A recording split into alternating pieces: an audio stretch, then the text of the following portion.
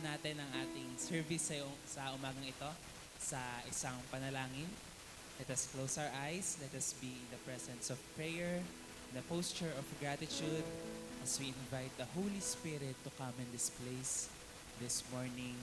We pray, Jesus, God, we are grateful to you. Nagpapasalamat kami sa iyo sa iyong kabanalan, sa iyong faithfulness, sa iyong kabutihan na lagi naming nararanasan sa aming mga buhay. Salamat, Panginoon, dahil ikaw ay tapat, hindi ka nagbabago kailanman. What you said, your word is always absolute, Lord, that ito ay mapanghahawakan namin sa aming buhay. Salamat, Panginoon, na ngayon pong umaga ay dinako nyo kami sa lugar na ito to worship you, to give you praise, Lord, and to experience you all the more sa aming mga buhay. Sa umagang ito, God, we invite the Holy Spirit na magdwell sa church na ito, magdwell sa puso ng bawat isa. I pray, Father, na you open our hearts, you open our minds, you soften our hearts, Lord, nang marinig namin, Lord, and ma-receive namin, Lord, yung inyong pagkilos sa amin sa umagang ito. Lord, we are thankful din sa buhay ng aming mga kapatid. And as we share yung laman ng aming puso, yung laman ng aming isipan sa bawat isa, ay mas mag-glorify namin kayo, Lord, in our sharing of our victories, praise report, in our sharing of confession, Lord, sharing ng aming kakulangan, Lord, as we expose ourselves sa body of Christ, Lord. I pray, Lord, na kayo yung magpuno sa amin, Lord God. We are weak, Lord, but you are strong, Lord. So lumalapit kami sa inyo ngayon.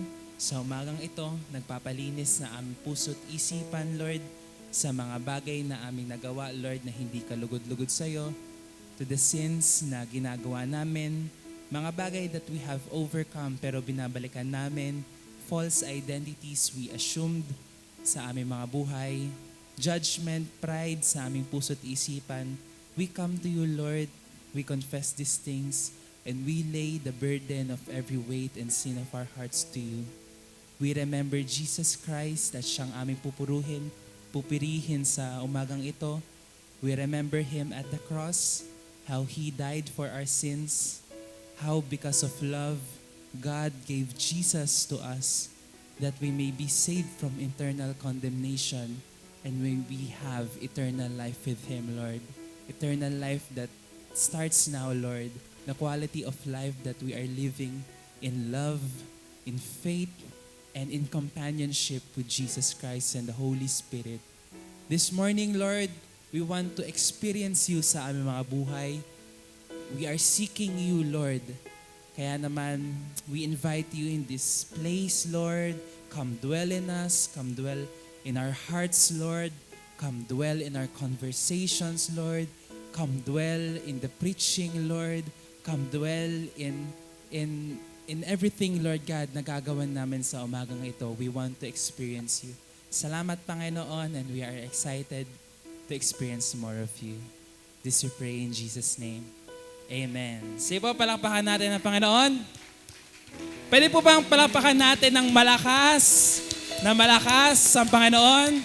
For He is good and He has done great things and He will do more and more great things sa ating mga buhay. Sige po, let's start to sing this song.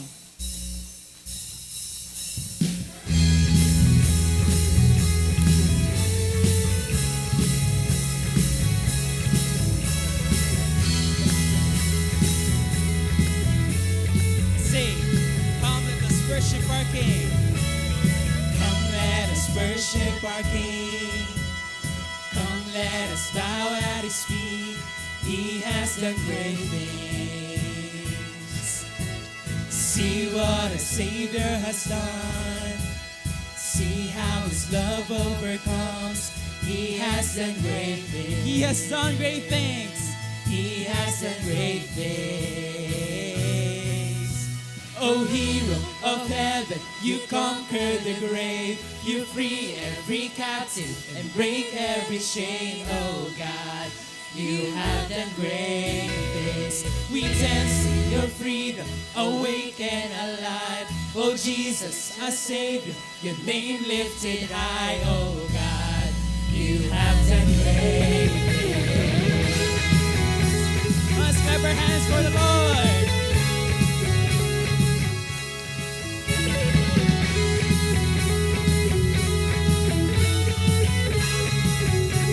Sing, you've been faithful. You've been faithful through every storm. You've been faithful forevermore. You have done great things. And I know you will do it again. For your promise is yes and amen. You will do. God, you do great things. God, you do great things. Oh, hero. Oh, hero of heaven, you conquer the grave. You free every captive and break every chain. Oh God, you have done great things. We dance your freedom, awake and alive. Oh Jesus, a Savior, your name lifted high. Oh God, you have done. Oh hero of heaven, you conquer the grave. You free every captive and break every chain. Oh God, you have done great things. We dance in your freedom, awake and alive. Oh Jesus, a Savior, your name lifted high. Oh God, you have done great things.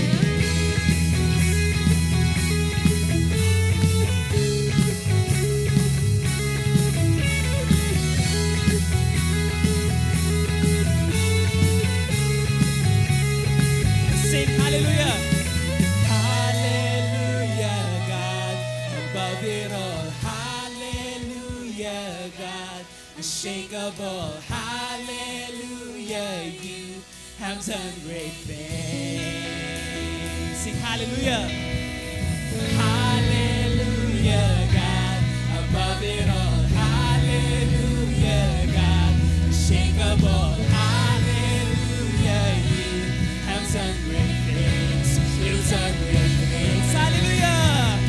Hallelujah, God, above it all. Hallelujah, God, unshakable. Hallelujah, you have done great things. Sing hallelujah.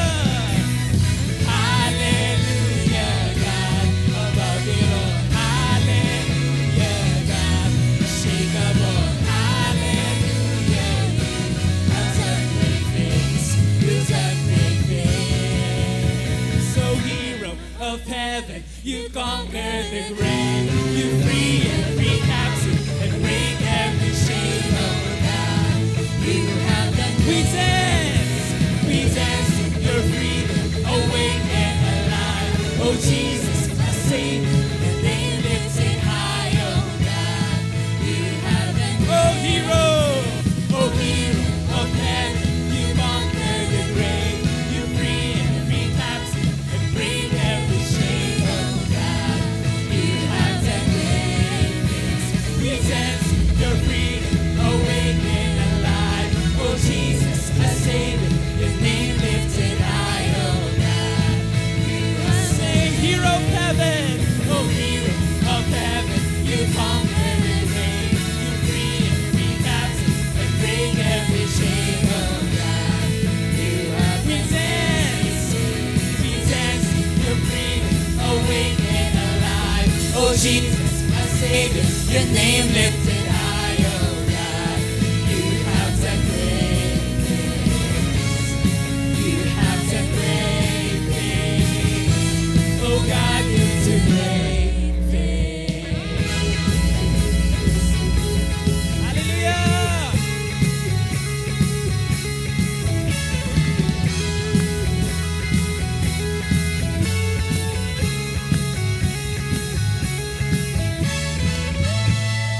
Hallelujah, Jesus.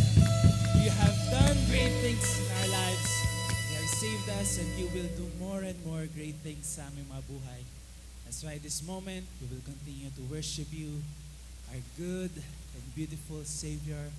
Holy, holy, holy are you, Lord. Let's continue to be in the presence of the Lord as we sing this song.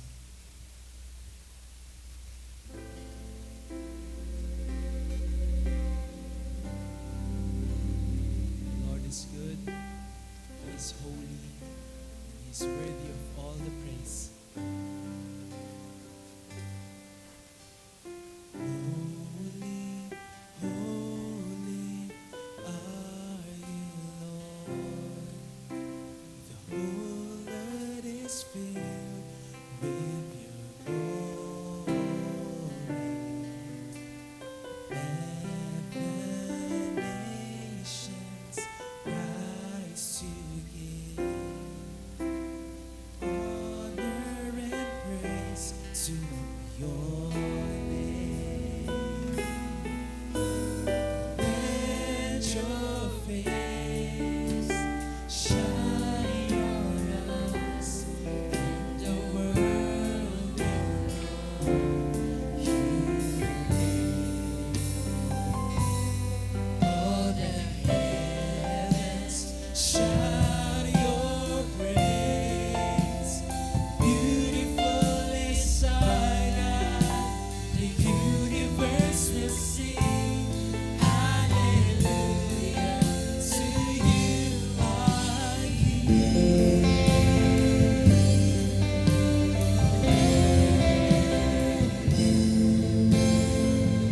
Sing holy, holy, holy are you, Lord.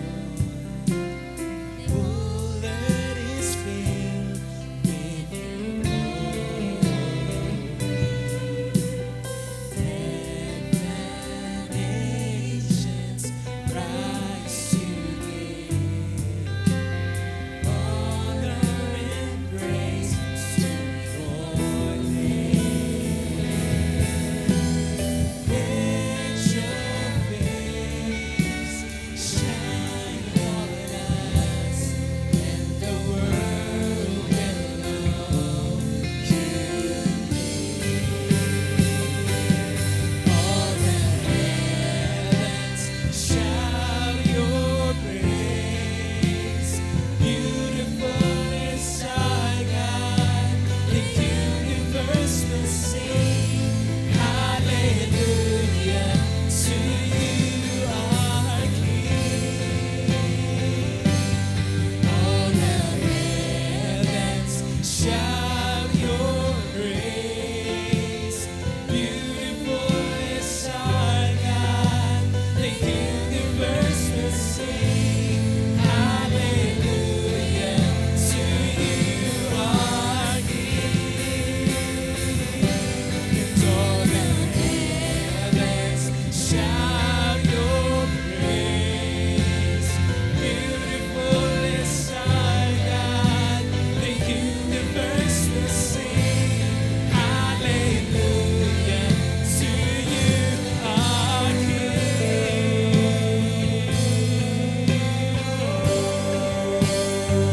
Hallelujah. Sing praise to you. We praise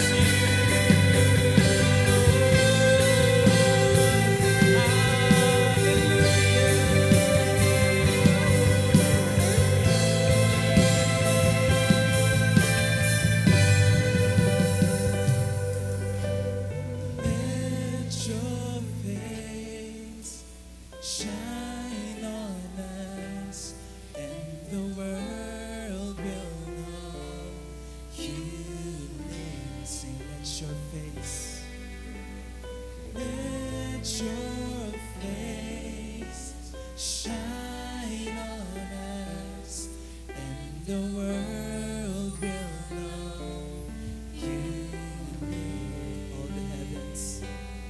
All the heavens shout your praise. Beautiful is our God.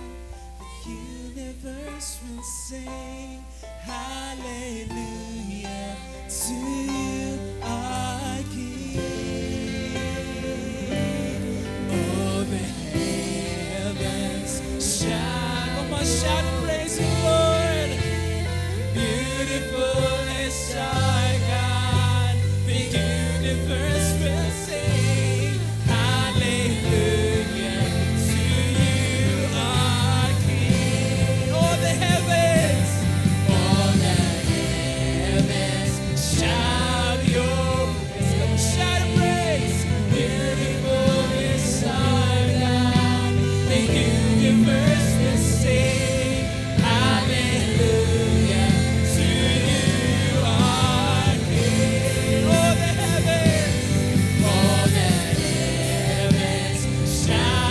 your praise.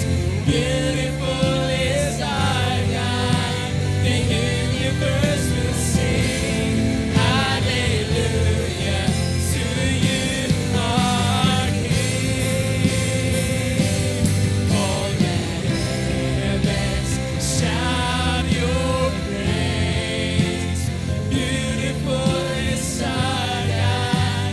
The universe will sing hallelujah to you, our King. Hallelujah to you, our King.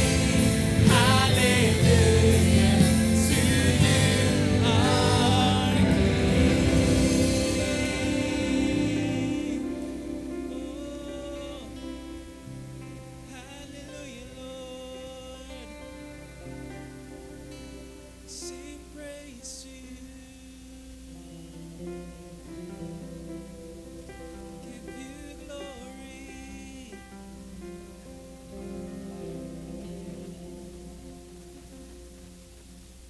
Lord, we come to you this morning. We give you praise and honor, Father, for you are good. You are beautiful, Father. You are faithful. Your goodness in our lives always prevails, Father. You are worthy and you are worthy of all the praise. Thank you, Father. You are holy.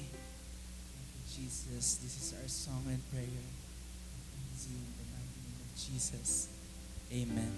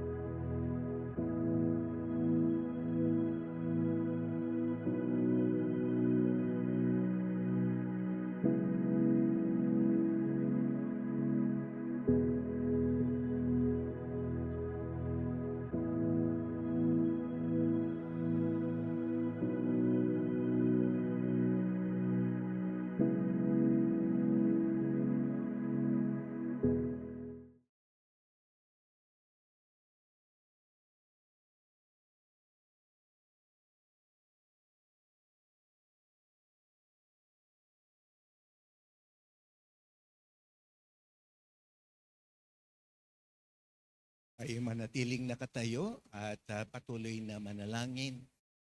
Ama naming Diyos, salamat sa pagkakataong muli na kami nagkatipon-tipon upang purihin ka, upang patuloy kang makipag-ugnay sa amin at maging bukas kami sa iyong pakikipag-ugnay. Salamat sa katulad na pagkakataong ito na di naroroon sa mga lugar na aming pinanalangin, sa Sri Lanka, sa Bangladesh, sa Pakistan, sa Afghanistan, kung saan pinagbabawal ang pagpapahayag ng iyong salita. Bilang ilang mga Buddhist nations at saka mga Muslim countries, Lord God. Salamat sa kalayaan. Ngunit sa kalayaan ito na di namin nagagamit para sa kaluwalhatian mo, Panginoon. Patawarin mo kami sa aming kawalan ng tunay na kaugnayan sa iyo na nagdadala sa amin sa pagtigil sa pagkilos ayon sa iyong kalooban. Patuloy mong gabayan kami sa aming pag-aaral ngayong umaga upang mahamon kami hindi lamang mula sa kaisipang nagmumula sa iyong salita, kundi mahamon kaming lumakad at mamuhay ayon sa iyong kalooban. Salamat, Panginoon, dahil ginagawa mo ang lahat. Kinakaugnay mo kaming lahat. Lahat ng bansa, lahat ng creation.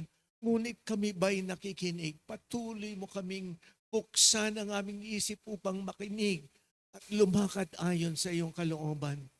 Panginoon, hiling namin ang iyong patnubay at gamay sa mga misyonero sa mga lugar kung saan pinagbabawal ang pagpapahayag.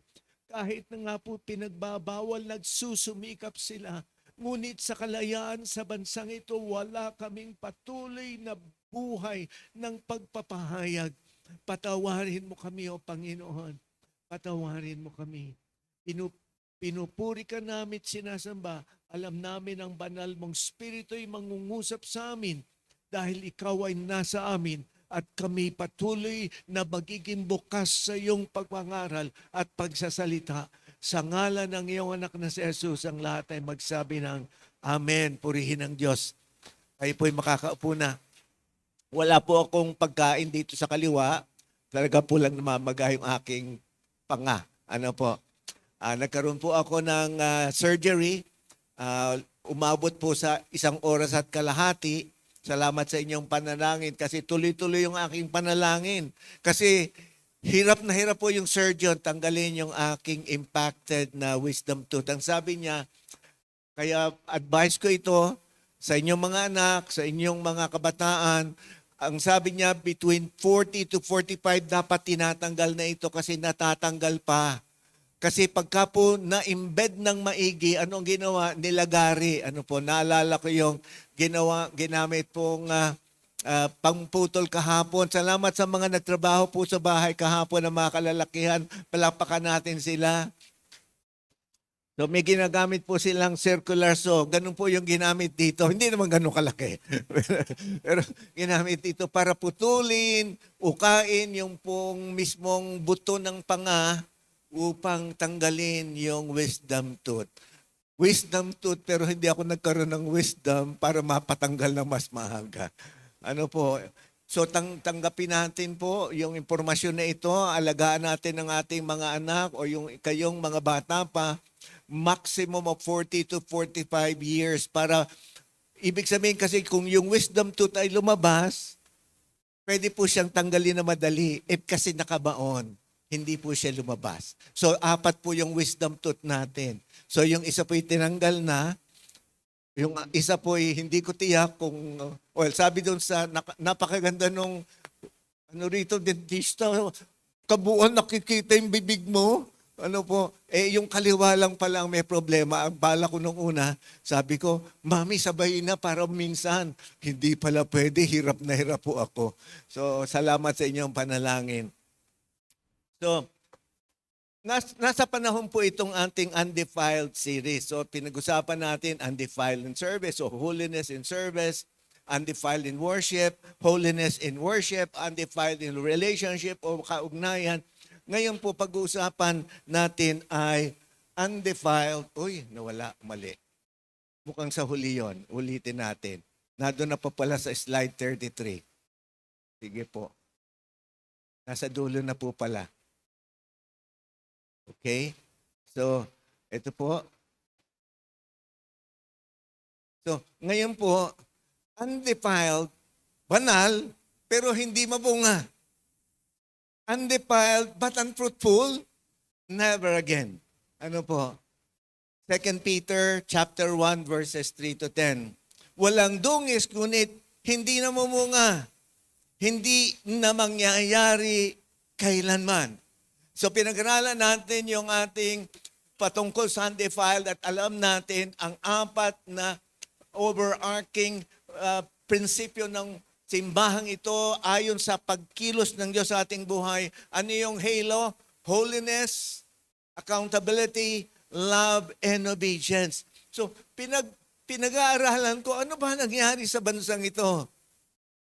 Dahan-dahan, habang nandiyan ako kanina, dahan-dahan hinahayag ng Diyos ano ba nangyari sa bansang ito. Kasi ito po yung sinasabi dito. Pagka nangyari ang bagay na ito dito, mamaya makikita natin, dadalis this, ano po, kung undefiled tayo pero hindi tayo fruitful, may problema, dadalis this tayo. Mahihirapan tayong umangat. Ano po? Ano po ba yung spiritual unfruitfulness? Sabi sa Ingles, it's a state of spiritual stagnation. Yung pong spiritual na pagwalang kilos. Yung pagkawala ng kilos, where a person is unproductive in faith, hindi nagiging mabunga sa kanyang pananampalataya. When in fact, when God indwelled in us, ang resulta niyan ay pagbubunga natin sa ating tinanggap na pananampalataya mula sa Kanya. Failing to bear the fruits of righteousness. Kawalan ng pagkakataong mamunga ng katwiran. Naalala ko, yung po nung Pangulo nating nakaraan, yung nakaraan pa, kasi nasa gobyerno pa po rin ako noon at hanggang ngayon nakikita ko yung prutas ng kanyang ginawa. Nawalan tayo ng mga utang, nakapagbayad tayo sa lahat ng utang at nagpautang pa tayo sa World Bank. Pero dinimonize siya ng susunod na administrasyon. Namatay siyang nag-iisa sa kanyang tahanan pero ang napakaganda, siya po'y minentor ni Bishop Milan. At ang alam ni Bishop Milan, nakakilala siya sa Panginoon. Kaya napakaganda. Kahit po bagsak tayo sa relasyon dahil sa may ginawa ang mga ibang tao na mali, mananatili yung pong kaugnayan niya sa Diyos. So napakaganda. Hindi siya nagkaroon ng mga build. Kaya pinulaan siya. Pero ano nangyari? Kasi nga inilagay niya yung mga post o yung pamamaraan, lalo tigit sa DPWH. At sinabi din mismo ng mga tiga-DPWH, dati kasi hindi na i-appoint ang mga tao outside of the circle of those in the career sa DPWH. Pinutol po yun ng sumunod na administrasyon. Kaya anong nangyari, kahit sino pa pwede, at ayun pala ang dahilan, kasi ilalagay pala nila yung magiging kakutsaba ng mga politiko sa panahong yun. Pero ang nakalulungkot, makikita natin mamaya, meron palang epekto ito sa bawat isa sa atin. Hindi pala ito nagdala lang ng sitwasyong iniisip nating mabigat. Ito pala'y pinlano ng kaaway upang tayo ay lumalim sa kasalanan. Complacency is a deadly foe of all spiritual growth. Yung pagtigil, yung hindi paghanap sa katwiran dahil nadala tayo ng mga fake news, nangyaring hindi tuloy-tuloy tayong namuhay, pumili tayo ng mga mali nung panahong iyon. Pero ito'y nagpadalisdis datin. Ito'y nakakamatay. Ano po? Ito'y nakakamatay dahil lahat ng spiritual na paglugo ay tumigil. Kahit mga Kristiyano sa gobyerno, nakita natin, apektado sila kasi hindi nagpatuloy yung pagsigasig sa katwiran. nanatiling para bang na-paralyzed, na-numb sa mga ginagawang mga mali. Sa maraming namamatay, walang reaksyon. Sa maraming pag nanakaw sa COVID, walang reaksyon.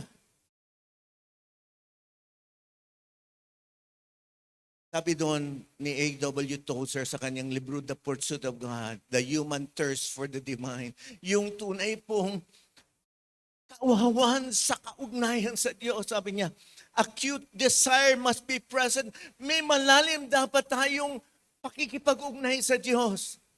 Or there will be no manifestation of Christ in His people.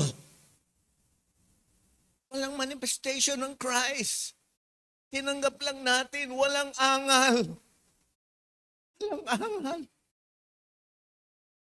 Nanam tayo, tinanggap natin yung mga sitwasyon. Para bang natural na lamang dahil hinahangad natin, magkakaroon ng pagbabago, magandang hangarin. Pero alam naman natin nung una pa man, alam natin yung kwento sa lugar kung saan nanggaling yung ating dating Pangulo. Pero hindi natin inunawa. Hindi natin tiningnan yung mga crime rate sa lugar niya. Napakataas pala ng napakaraming crimes. Nadala tayo sa mga maling pananaw. Sabi sa isang Chinese proverb, be not be afraid of growing slowly. Yung sabi ni Pastor, magpatuloy lang, kahit pakunti-kunti, magpatuloy lang. Pero sabi doon, be afraid only of standing still. Yung wala ka nang gagawin. Dahil na-numb ka na, na-paralyze ka na ng mga iba't ibang sitwasyon at pagkakataon. Madalas tayong nagsusumikap na pabutihin ang ating sarili. Mula doon sa pag-aaral natin, paano tayo lulusog, ano po? Sa iba't ibang pamamaraan kasama ng pisikal at financial at ibang bahagi. Ang pagnanais na maging mas mahusay sa pangkalahatan. Ngunit paano naman ang spiritual na buhay? Madalas tayo nagpapaayos ng buhok, nagpapaayos ng ating mukha. Magastos yun eh. Pero paano na yung ating spiritual na buhay? Ngunit paano naman ang pagsusumikat natin para sa kabanalan? Para sa pagiging walang dungis. O hinahabol natin ang pagiging mabunga. Nagsisikap tayo by performing. Nananalangin tayo, nagde-disciple tayo. Pero performance ang base. Nag-aayuno tayo pero hindi tayo lumalago sa pakikipag-ugnay sa Diyos at sa tao.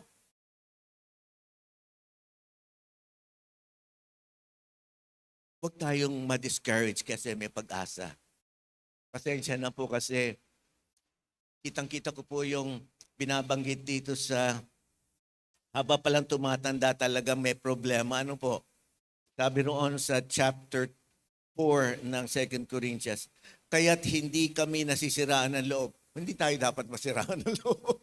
Pero sabi dito, kahit na humihina ang aming katawang lupa, patuloy na ang pinalalakas ang aming spirito araw-araw. We should always be renewed in our relationship with God. Para hindi tayo maapektuhan itong gusot sa mundo. Huwag tayo makiayon sa gusot sa mundo. We should really be continuously renewed kasi nung Wednesday po, 2 beses akong nadulas at bumagsak ang aking katawan. Mabuti na lang hindi yung aking ulo. 2 beses, imagine mo, nadulas na ako, dala-dala ko yung gamit, papasok na doon sa pauwi na kami mula po ron sa aming pagsusulat ng Book 2A. Malapit na pong matapos yung Book 2A. Purihin ng Diyos. Sa January po, hopefully by the grace of God, ililimbag na to. Pero napakaganda po ng laman. Kung babalikan natin, in 2017, we started with a new vision, mission, and values. May dahilan pala yon. Kasi ngayon, may mga tao naghihingi ng reset sa gobyerno. Tayo naghingi ng reset sa ating personal na buhay. Kasi wala tayong maasahan kung gobyerno ang aasahan natin. Dapat tayo ang patuloy na kumikilos, na nanalangin patungkol sa gawain ng Diyos. Ano po?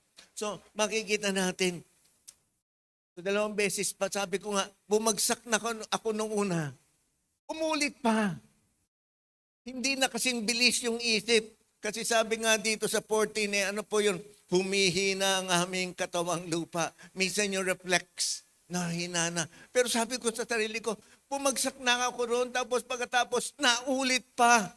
Huwag na tayong pabalik-balik sa ating pagkakadulas kapag kakabitag ng kaaway.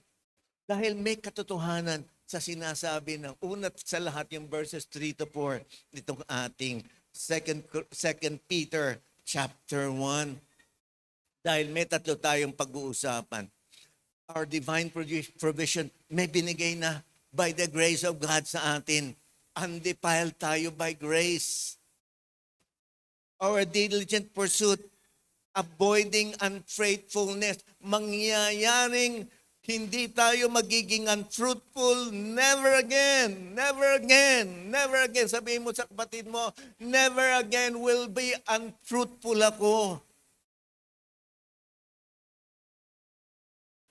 Our call to action, never again stagnant. Never again stagnant. So una, our divine provision, undefiled by grace. Paglalaan ng Diyos sa atin, hindi nagusdadungisan dahil sa biyaya. Basahin po natin, hindi na sa Ingles, basahin na lang natin sa Tagalog. Ano po? Verses 3 and 4.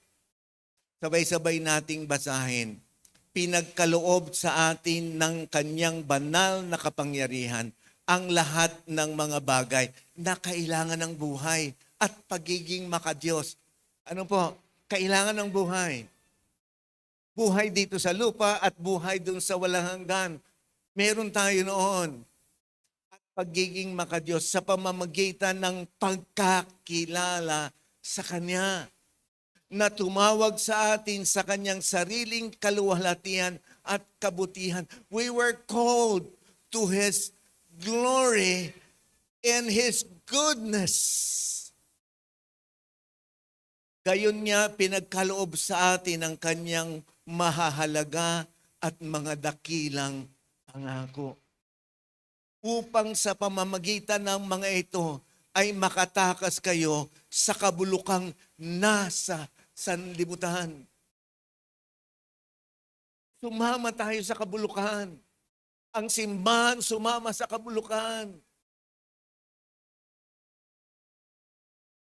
Sabi doon, dahil sa masasamang pagnanasa, mga vested interest, at maging kabahagi kayo sa likas ng Diyos. So, sabi dito, nasa sanlibutan dahil sa masamang pagnanasa at maging kabahagi kayo sa likas ng Diyos. So, may pangako that we receive the fullness of the, sabi noon, the nature of God, yung loveliness niya, yung goodness niya. Talaga po namang we were created in His image and likeness. Hindi tayo omnipotence, hindi tayo omnipresent, hindi tayo, ano ba yung isa? Omniscient. Pero we are filled with the love of God. Yun yun. Yung po yung kabuuan na nasa ating tinanggap. Pinanumbalik po niya noong tayo nakipag-ugnay sa Diyos, yung lahat ng nawala dahil sa kasalanan. So una, our divine provision undefiled by grace, fact, ang katotohanan. We are not trying to live for God in our own strength, but from what God has already given us. Panindigan natin, binigyan na tayo ng Diyos ng sinasabi niyang sa pamamagitan natin, tinanggap natin sa pamamagitan ng kapangyarihan ng Diyos ang lahat ng mga bagay na magtuturo sa atin upang tayo'y mamuhay na makadiyos. That would give us life and godliness. Yun po yung sabi. Principle number 1, this speaks of all aspects of our existence, life and godliness, not just spiritual matters. Naggugulat ako sa mga kwento. Hirap na mga tao, hindi kumakain ng isang beses, isang araw. Naroon, nangangalakal at kumukuha sa basura. Bakit sila buhay? Hindi lang naman basura yon, infectious diseases ang nandun sa mga basura. Pero bakit sila buhay? Binibigyan sila ng buhay. Ano po ang sabi po? Kasi dito sa panahong ito, marami pong mga tao ang pinapangaralan ni Pedro dun sa mga huling panahon bago siya i-crucify na patiwarik. Ang mga tanong at mga question nila sa verse 9 ng chapter 3, bakit ba hindi ba dumarating ang Panginoon? Ang sabi roon, binibigyan niya ng pagkakataon ang lahat upang makapagsisi at tumalikod sa kasalanan sapagkat hindi niya nais na may mapahamak. You are still living because God is giving us the opportunity to be living according to His purpose. So, kung titingnan natin, bakit ba nabubuhay yung mga taong iyon? Bakit ba nabuhay ako? Naalala ko bago National Technical Team na planning. The day before, the night before, sa harapan ng SM Mega Mall, bumagsak po ako. At tumama ito para bang nawalan tawag dito, ng sabi ko dito, yung pakiramdam. Ano po? Pero may problema po kasi yung suot kong sapatos, hindi na maayos yung rubber. Sabi ko, hindi na. Pinagawa ko agad pagkatapos ng biyahe namin. Bumili na ako ng bagong sapatos. Nangangalaga tayo sa ating katawan. Pero ang katunayan, sinasabi rito, this speaks of all aspects of our existence. Huwag kang mangamba, kapatid. Kahit ano mangyari sa iyo, kakalingain ka ng Diyos. Kung may pagkakilala ka sa Kanya, you should know Him deeply. You should intimately work with Him. Wala dapat pangamba sa anumang bagay. Kasi nabubuhay ang mga tao, lalo tigit mga tao niya, hanggang hindi pa tapos ang mission mo dito sa lupa. Katulad ni Apostol Babo, bumagsak na, pinagbabato, patay na, bumangon pang muli. Nakapunta pa sa Roma, pinakawalan pa. Pagkatapos ng ilang taon, hinuli muli at pagkatapos, pinugutan ng ulo. Hindi pa kasi tapos nung una yung kanyang misyon. Hanggat hindi pa tayo nagkakaroon ng mas malalim na kaugnayan sa Diyos at mamumuhay tayo ng tama, binibigyan pa tayo ng pagkakataon ng Panginoong magsisi. God's provision is comprehensive. Nakita natin nung COVID, kahit wala tayong mga trabaho, nabuhay tayo. Bakit pagka meron ng mga business panglinggo, trabaho lang tayo, hindi na tayo nakakadalo? Sabi nung sa verse 3, He has granted to us everything pertaining to life and godliness. Ipinagkaloob na sa atin ang lahat ng mga bagay na kailangan sa buhay at pagiging maka-Diyos by God's divine power. Ano po? Sino po ang may mga bank account? Taas ang kamay. Imagine mo, kunyari si pastor natuwa sa inyo, inalam ko yung mga bank account ninyo. Tapos dinipositohan ko. Hindi nyo chinecheck. Akala nyo wala kayong pera. Hindi kayo kumakain. Yung pala may withdrawing kayo sa bangko. Ito yun. May pinangako ang Diyos. May binigay sa inyo ang Diyos. Panghawakan nyo. Panindigan nyo ang lahat ng ito. Hindi kayo kailangan magkompromiso para kumita, para mabuhay. Hindi kayo kailangan mangdaya para mabuhay. Ano po? Mayaman pala kayo. Pero hindi nyo ginagamit yung salapi kasi hindi nyo alam na naglagay pala ng pondo doon. Many Christians are spiritually rich, but living like they are spiritually poor. Principle number 2, the power is access to a personal, deepening relationship with Jesus, not through a set of rules or self-help techniques. Ano po, yung kapangyarihan ay nabibigay sa atin sa ating pagkakilala sa Panginoon. Through the knowledge of Him, sa pamamagitan ng pagkakilala sa Kanya. Doon po sa ating 4 na journey, hindi po natitigil pagkilala. Yung pagkilala tuloy-tuloy hanggang paglango. Yung pagkilala at paglago tuloy-tuloy hanggang paglilingkod. Yung pagkilala, paglago at paglilingkod tuloy-tuloy hanggang paghayo. Hindi natatapos ang pagkilala. Ang katunayan, maraming bagay, kinikilala natin yung ating sarili. Marami tayong tanong, sino nga ba ako? Pero ang mahalaga, kinikilala natin ang Diyos kasi makikilala nyo kung sino kayo. Kung kilala nyo ang Panginoon. Sabi ni Bloom, the ancient Greek word, knowledge doesn't refer to casual acquaintance. It means an exact, complete, and thorough knowledge. Ano po yung sabi doon sa salitang Tagalog? Eksaktong kaalaman, kompletong kaalaman. Yung pong hindi lang kompleto, kundi masusing kaalaman. Nasa iyo yun, kapatid. Nasa iyo. Totoong kailangan lamang natin ng Diyos. It's only by Him.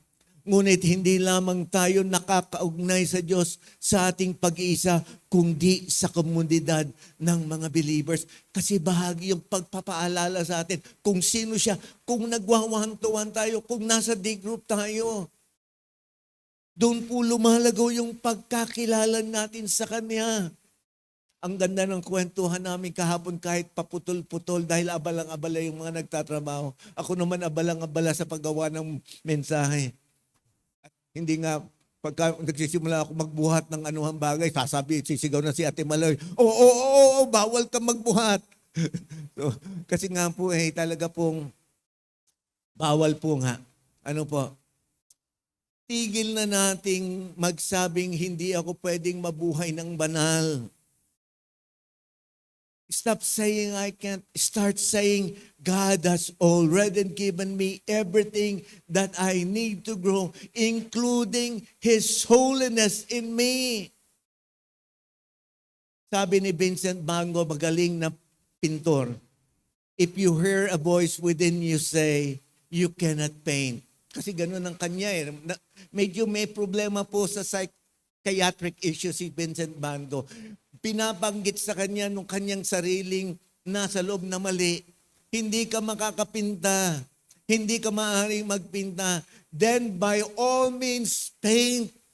And that voice will be silenced. Sinasabi ng kaaway, hindi ka pwedeng maging banal. Pabalik-balik ka sa kasalanan. Hindi mo tatanggapin yung bahayag na yon. Mananatili kang banal. Kasi banal ka na sa harapan ng Diyos. Banal ka na. Pagkatapos mong isinabuhay ang kabanalan, may temptasyon, mag-text ka sa iyong mentor, magsabi ka, Pastor, nandun ako sa mabigat na temptasyon gumawa ng kasalanan. Panalangin mo ako. Kalimitan ano nangyayari pagkatapos na ng kasalanan at nagko-confess. Ang hirap na. Ang confession dapat bago bumitaw, bago magkasala.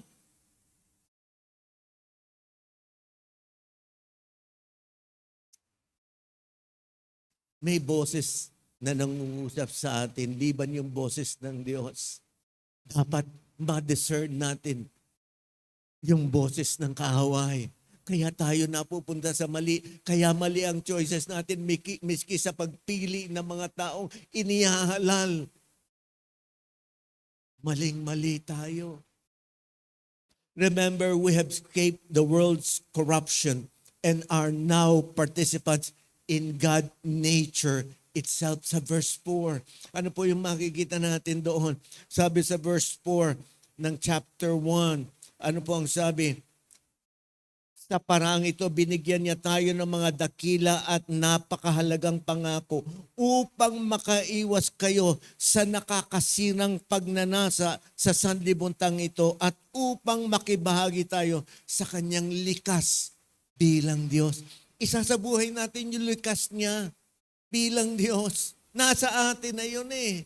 Nasa atin na yun. At ang sabi doon, we are fundamentally undefiled at the core of our being through the grace we have been purified from our former sins. Sa Tagalog, sabi doon sa verse 9 ito, sapagkat sino mang wala ng mga bagay na ito, yung mga self-centered things ay bulag at sino mang wala ng mga bagay na ito, ito po yung pagtanggap ng precious, baliktad po, precious promises ng Panginoon ay bulag at nasa malapit lamang nakakakita at nakakalimutan na siya ay nilinis mula sa kanyang dating mga kasalanan. Nilinis na tayo. Nung humingi tayo ng kaugnayan sa Panginoon at nakipag-ugnay siya sa atin at tumugon tayo sa pakikipag-ugnay sa Kanya, nilinis na tayo. Nung nagkasala tayo at nag-confess sa ating kasalanan at humiling ng tulong sa Diyos para mapanatili ang kamanalan, malinis na tayo. Huwag tayong pabalik-balik doon sa kasalanan. Ipanalik nga po ng Diyos yung image and likeness niya kung paano niya tayo nilikha. Our diligent pursuit, avoiding unfaithfulness. Basahin din natin sa Tagalog, sa 5-7. At dahil dito, gawin ninyo ang lahat ng inyong makakaya na tustusan ang inyong pananampalataya ng kabutihan, ang kabutihan ng kaalaman, ang kaalaman ng pagpipigil, ang pagpipigil ng pagtitiis, ang pagtitiis na pagiging makadiyos, at ang pagiging makadiyos ng pagmamahal sa kapatid, at ang pagmamahal sa kapatid ng pag-ibig. Naalala ko, pinreach ko po ito. Sabi nga doon, bakit ba sinasabing, bakit tayo binibigyan ng pagpipigil? Itong problema eh. Mula doon sa kaalaman, nagiging mayabang tayo. At pagkatapos tinuturuan, dapat tayong magpigil. Pero nagpipigil tayo, pero ang daming mga temptasyon. Pagpipigil daw, susunod pagtitiis. Kasi pagtitiis, doon lang tayo magkakaroon ng pagiging makadiyos. Pero tingnan natin yung prinsipyo at facts dito. Spiritual growth is intentional, not automatic. May bahagi ang Diyos binigay na sa atin, pero para masanay katulad ng pagbibigay ng katawan sa pagiging pagpunta sa gym para magkamuscle, ganun din tayo dapat ipina-practice natin yung gusto ng Diyos sa ating buhay. Ina-apply natin yung diligence. Sabi doon, gawin ninyo ang lahat ng inyong makakaya na tustusan ang inyong pananampalataya. Meron tayong pananampalataya. Isa buhay natin, panindigan natin. Tustusan natin. Meron tayong bahagi. Sabi doon, since we have this divine protection, we must apply all diligence to grow our faith. This is our active response to God's grace. Salvation is a gift, but spiritual growth requires effort. Doon tayo papasok sa principle 1. Genuine faith is not lazy faith. Masipag na pananampalataya. Kumikilos. Real faith grows. Ano po yun? Yung pong patuloy na disiplina, patuloy na pagpapaguhubog sa ating mga habits at iba't ibang mga bagay. Ito yung ladders of spiritual growth. Tandaan natin, pananampalataya ang foundation. Pagkatapos noon, moral excellence. O sabi po doon, virtues. Ito yung sinasabing lahat ng energy ay ginagawa upang mamuhay sa kaluwalhatian at layunan ng Diyos. Knowledge, knowing God's word. Self-control, controlling your desires, being disciplined in thoughts, words, or actions. Perseverance, not quitting one life is hard. Godliness, living like God in attitude and character. Brotherly kindness, loving fellow believers. Love, loving everyone sacrificially. even the difficult ones. So lahat daw yan lumagalago sa atin. Sabi nung iba, bahagdan siya, oo. Pero lahat yan meron na tayo kasi nasa atin ang ating Panginoong Kristo. Pero mangyayaring lumago yung lahat ng ating kakayanan at yung spiritual strength natin kung ipapractice natin. Ano po? Yun po yung principle number 2, yung buong verses 5 to 8, yun yung nakita natin. The qualities are not required one after the other in perfect mastery, but rather develop concurrently, building upon strengthening of one another. Tandaan nyo, nakakilala kayo, pero humahayo na kayo. Hindi ba? Kailan kayo pinakamalakas at saka pinakagaling mamayo? Nung una kayo nakakilala eh. So, yung pagkilala, meron na kayong paglagaw. Yung paglago, meron na kayong paglilingkod, meron na kayong paghayo, ando na yung apat. Kasi nandyan si Kristo sa inyo. Kaya lang dapat hasain. Ano po? It's not about earning salvation but demonstrating it. Application, you don't wake up spiritually mature by accident. You decide to be mature. You decide to grow. I'm going to pray. I'm going to read God's word. I'm going to be His disciple. I will make disciples. I'm going to forgive. I'm going to love. I'm going to grow. I'm going to make others grow. Yung po yun. Ang sabi doon ay idagdag. Ano po? Sa Grego, ano yung idagdag? Yung idagdag sa Grego ay, sabi roon, ay perfect mastery, developed concurrently, building upon strengthening one another. Yung add-on or supply relates to a chorus leader who lavishly provides everything needed for a full performance. May baton ang ating Panginoon ng may baton. Ano po? Lahat ay binibigyan niya ng pagkakataon upang sama-samang patuloy na lumakad sa isang napakagandang chorus mula sa Panginoon. But you need to decide to be part of that. Our call to action, basahin din natin sa Tagalog, verses 8 to 10. Mamaya magsisingit tayo yung verse 11. Sapagkat kung ang mga bagay na ito ay nasa inyo at dumadami. Ano yung nasa inyo at dumadami? Yung lahat ng bagay simula sa faith hanggang pag-ibig. Nasa inyo at dumadami. Hindi kayo magiging mga walang saysay o walang bunga. Magbubunga kayo. Magiging valuable kayo sa harapan ng Diyos at pagkakilala sa ating Panginoong Kristo. Sapagkat sino mang wala ng mga bagay na ito, yung from faith to love, ano po, ay bulag at nasa malapit lamang ang nakikita at nakalimutan na niya na siya ay nilinis mula sa kanyang dating mga kasalanan. Kaya mga kapatid, lalong pagsikapan ninyo na patatagin ang pagkatawag at pagkapili sa inyo sapagkat kung gawin ninyo ang mga bagay na ito, hindi kayo matitisod kailanman. You will not be defiled. You will never be defiled kung tuloy-tuloy yan. Una, fact, growth protects us from failing. Yung paglago natin will protect us pagdilisdis doon sa pagkakamali. Ganun ang nangyari.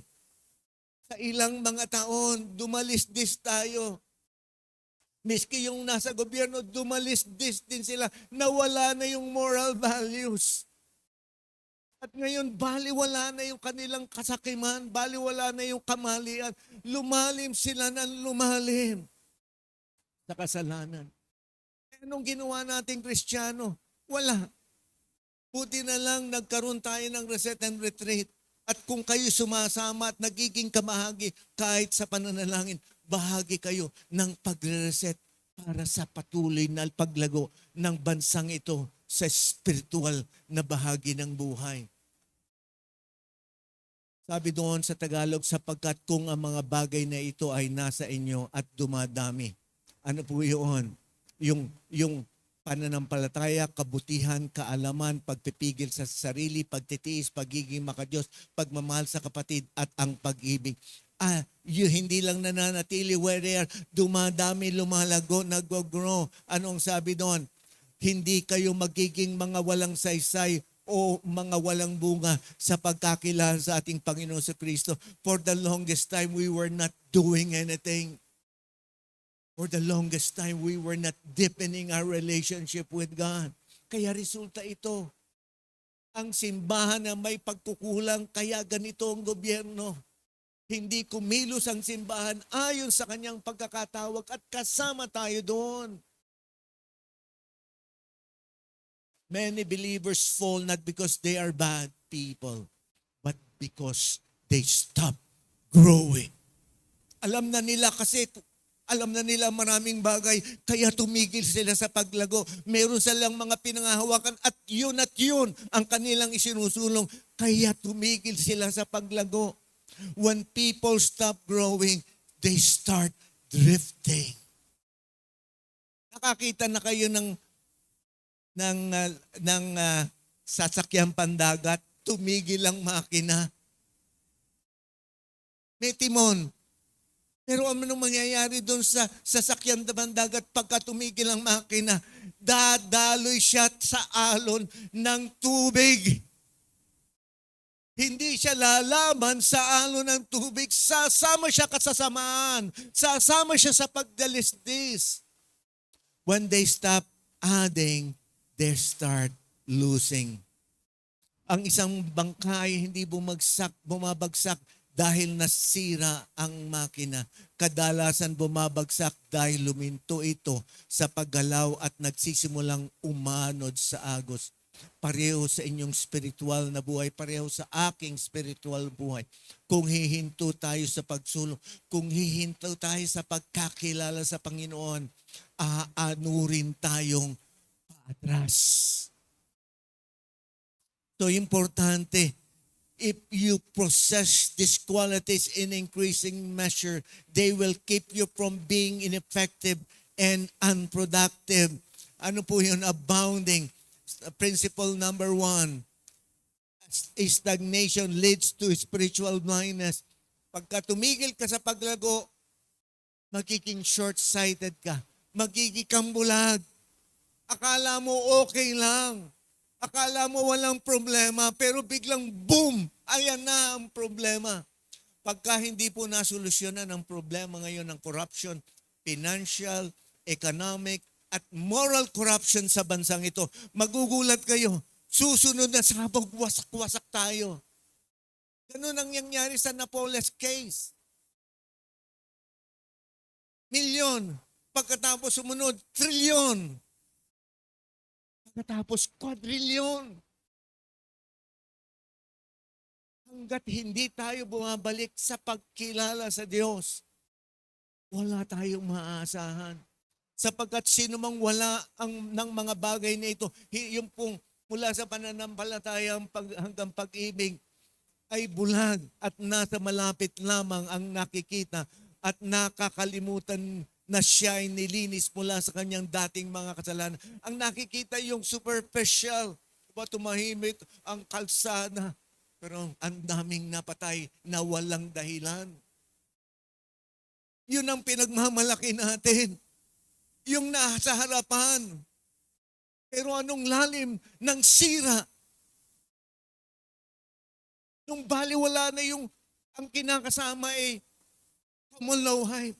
Nung baliwala na yung minumurang Diyos. Nung baliwala na yung lahat ng mga tao, lalo higit babae, sinisira at binawalang bahala. Nasanay tayo doon. Nasanay tayo doon. Spiritual blindness often describe it as a state of being unable to see what is most important. Nakalimutan natin yung mas mahalaga dahil sa kasalanan, sa worldliness at pride. The blindness can be a self-deception as those affected may believe they see clearly when they cannot. Makikipagtalo pa yan. Makikipagdebate pa yan. Pero mayroong mga resibo. Bakit ayaw tingnan ng resibo? Kasi nabulag na. Idol worship na.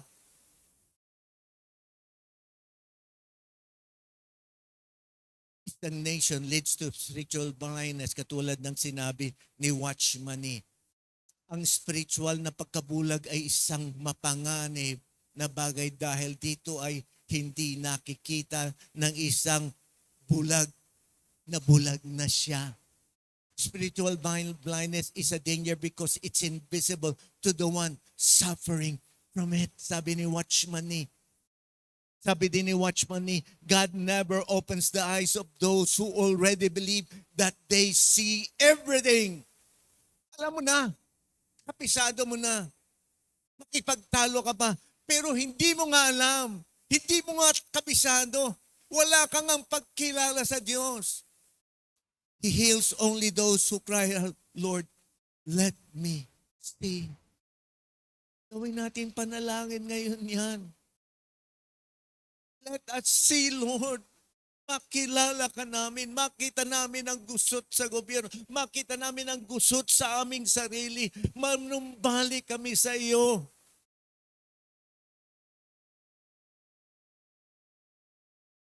Growth brings assurance of your calling. Principle number 2. Tinawag tayo, pinili tayo ng Diyos. Lalong pagsikapan ninyo na patatagin ang pagkakatawag at pagkakapili sa inyo. Sapagkat kung gawin ninyo ang mga bagay na ito, yung faith to love, hindi kayo matitisod kailanman. Nagtataka ang ilang tao, Pastor, ba't ganon kayo? Minsan hindi kayo bumagsak, minsan hindi kayo natapos, minsan hindi kayo naupos. Naupos po ako pero sa tulong ng Diyos, nagtutuloy. Nagkakasala pero nagtutuloy. Tayong lahat nagkakasala, tayong lahat broken, tayong lahat makasalanan, pero magtuloy tayo. Huwag tayong paatras. Huwag tayong paatras. We grow. We grow as we continually move in knowledge in Christ. Application, don't just avoid sin. Pursue growth. Pray for diligence and resilience on the Holy Spirit needed to grow in these qualities sa tulong ng Espiritu ng Diyos. Andiyan na po kasi tutulungan niya tayong magamit lahat ng mga bagay na ito. Pero may reward. Itong maganda sa verse 11. Wala doon sa ating teksto pero idinagdag ko. Sabi rito, sapagkat sa ganitong paraan ay masaganang ibibigay sa inyo ang pagpasok sa walang hanggang kaharian. Imagine nyo, binigay na pala ang lahat ng bagay to life and godliness. Wala na kayong pwede pang hingin pa. Hingi pa tayo ng nado na palagawin lang natin sa tulong ng Espiritu Santo. Wala na tayong kakulangan. We are complete. Pero ano ang sabi rito?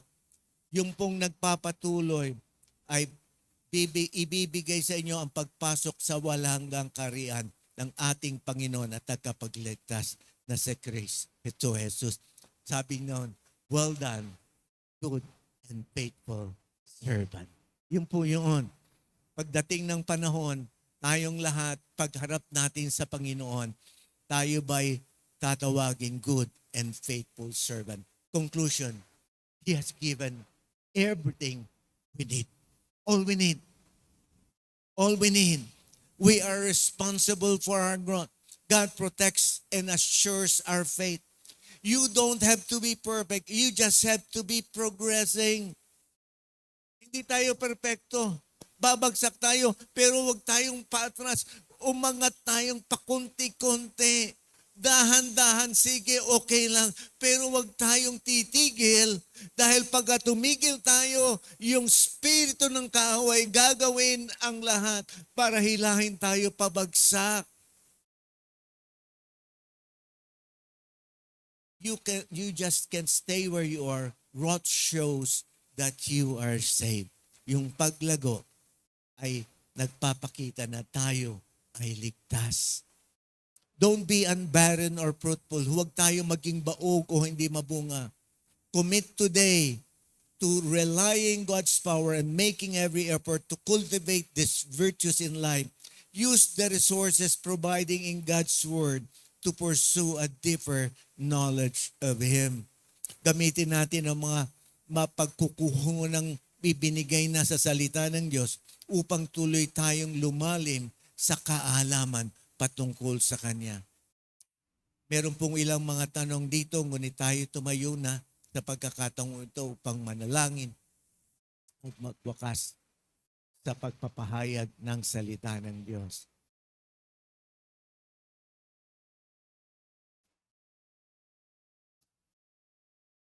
Ama naming Diyos, lahat kami ay kapos at kulang.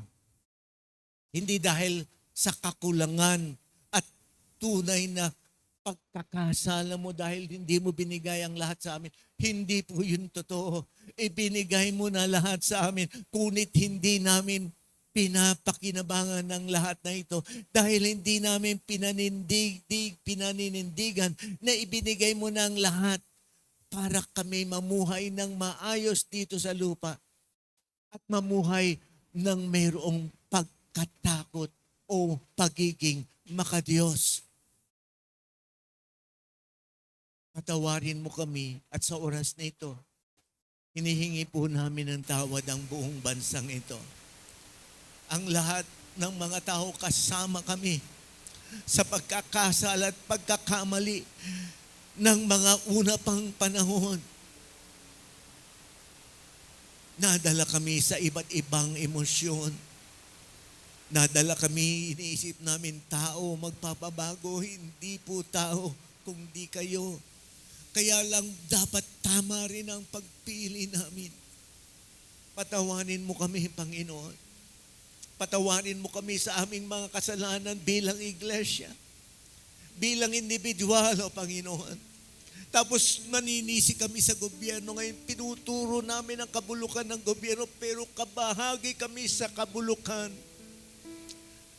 Patawarin mo kami, hindi kami nagturo ng pagmamahal sa aming tahanan. Hindi kami nagmahal sa bawat isang bahagi ng tahanan at tahanan ng Diyos. Hindi kami sumunod sa mga otoridad na nilagak mo na sa amin sa simbahan mismo. Tapos aasahan namin maging maayos ang takbo ng gobyerno. Hindi kami naging matapat sa iba't bahagi ng buhay. Natuto kaming mandaya, natuto kaming gumawa ng mali para sa sariling kabutihan at self-interest. Patawarin mo kami. Humanap kami ng mga padrino sa mga bagay na dapat namang na sa ayos at hindi sa palakasan. Di kami nagbayad ng tamang buwis. Ninakaw namin ang oras sa paglilingkod sa pribado o gobyerno. Ninakaw namin ang oras sa paglilingkod sa aming tahanan at dinadahilan namin gawain ng Diyos. Pero hindi naman pala. Kwentuhan, kasiyahan, kainan dito, kainan doon. Pero ang dahilan, gawain ng Diyos. Hindi kami nagpahayag ng iyong salita. Hindi kami nagkaroon ng lifestyle ng pagpapahayag ng mabuting balita. At dinadahilan namin ang dahilan ng gusot at gulo ng gobyernong ito, iyong mga namumuno. Spiritual leadership, una sa sarili, pagkatapos sa tahanan. We have failed in all of this. Forgive us, O Lord. Nagkulang kami sa pagpapatawad at pagmamahal. Nagkulang kaming alamin anong katotohanan. Nadala kami sa mga maling mga balita. Patawanin mo kami. Nabuhay kami para sa pakinabang sa sarili, hindi pakinabang sa pangkalatan, lalo tigit sa pakinabang sa purpose mo sa aming mga buhay. Nabuhay kami kahit malaya ang bayang itong gumawa ng mabuti. Nabuhay kaming gumawa ng hindi mo gusto. Nabuhay kaming hindi namin ginagawa ang gusto mo. Patawarin mo kami.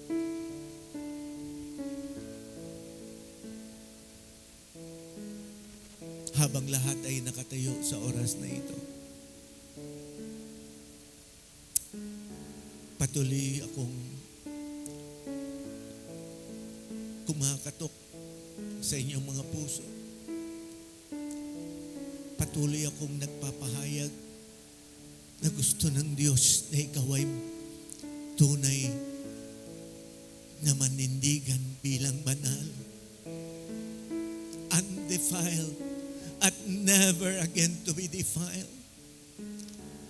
Kung ikaw ang taong kinakaugnay ng Diyos sa bagay na ito, lumapit ka sa harapan ng altar at tayo'y mananalangin.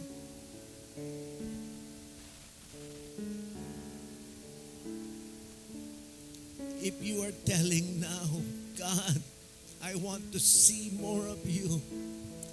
God, I want to really serve you. God, I will continue to be undefiled, holy, and blameless in your sight. Kung yun ang pangako mo sa Panginoon, ano man ang iyong pinanggalingan, ano man ang iyong kasalanan,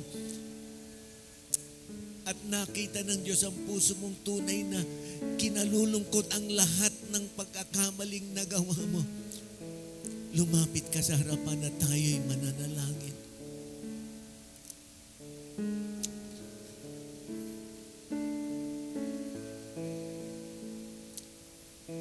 Oh God, oh God, have mercy on us.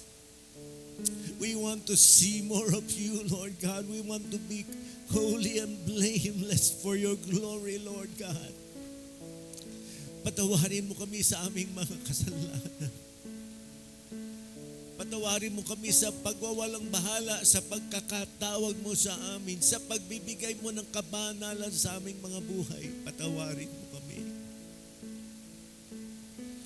Kung ang iyong mga anak ay kikilos at gagawa ayon sa iyong kalooban, ang lahat ng kanilang hahawakan, ang lahat ng kanilang papanalangin, ang lahat ng ipapasaayos mo sa buhay ng mga tao sa kanilang nasasakupan, isasaayos mo for your glory and honor, Lord. For your glory and honor, Lord. May pangako ka. Meron kang mga promises. Meron kang mga sinabi sa aming kakayanang ibinahagi mo na sa amin. At ito'y patuloy na lalago, patuloy na yayabong. Panginoon, basbasan mo ang bawat isang narito sa harapan. Kumilos kang patuloy maitili sa kanilang mga buhay. Salamat po sa iyong pagtawag sa kanila, sa pagpili sa kanila. Salamat po sa pagdalisay mo sa kanilang buhay, pagbibigmay mo ng kabanalan sa kanilang buhay. And never again, O Panginoon, katulad ng sinabi niya, never again will they fall in unholiness. Never again will they not be accountable. Never again will they fail to love. Never again will they be disobedient to you, Lord. Kaya sa pangakong ito, Panginoon, ibuhos mong lalo't higit the double portion of your anointing upon them, Lord God. Ibuhos mo sa kanila ang lalo't higit na kakayanan upang patuloy na mamuhay ayon sa iyong kalooban at maganap ang iyong buhay, hindi lang sa kanila, kundi sa lahat ng sa loob ng kanilang tahanan at lahat ng maaabot pa nila. At gamitin mo ang kapangyarihan mo sa lahat ng simbahan, ganito ang pagkakatawag upang magsimula na ang pagbabago sa bansang ito for your glory and honor. For your glory and honor, Lord. Hiling namin lahat ng ito sa ngalan ng Ama, ng Anak at ng Espiritu. Humayo kayong dalang kabanalan ng Diyos at patuloy na kabanalan niya hanggang siya'y dumating na muli. Sa Diyos ang papuri, pagsambat, pagdakila. Sa ngalan ni Jesus nating Panginoon, ang lahat ay magsabi ng Amen and Amen. Purihin ang Diyos. Purihin ang Diyos. Natili po tayo nakatayo and patuloy po tayo makapag-ugnayan sa Diyos. as we receive prayer, as God exposes our hearts, mga kakulangan natin, let us assess our relationship with Him. And as we sing this song, let us once again appreciate and know that God is someone we can depend our lives on.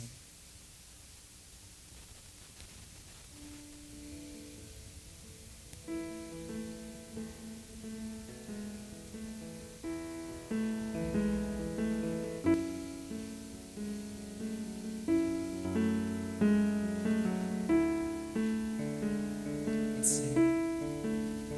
For my waking, for my daily, I depend on you.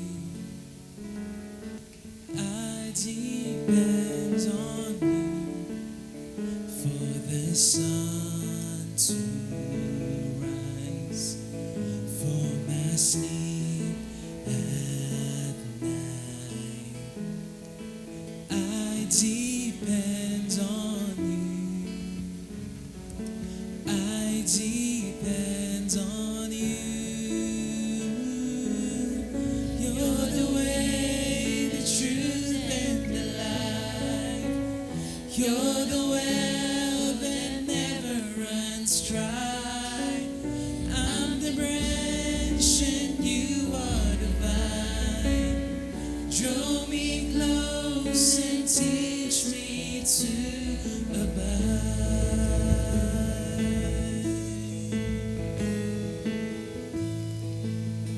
Where the Spirit leads, where the Spirit leads, as I follow, I depend on you.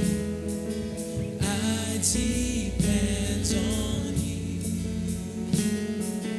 I depend on you for the victories still in front of me. I depend on you. I depend on you. I depend on you. You're the way, the truth, and the life. You're the well that never runs dry. I'm the branch and you are the vine. Draw me close and teach me to abide. Be my strength, my song in the night. Be my all, my treasure, my prize. I am yours forever, you're mine. Draw me close and teach me to abide.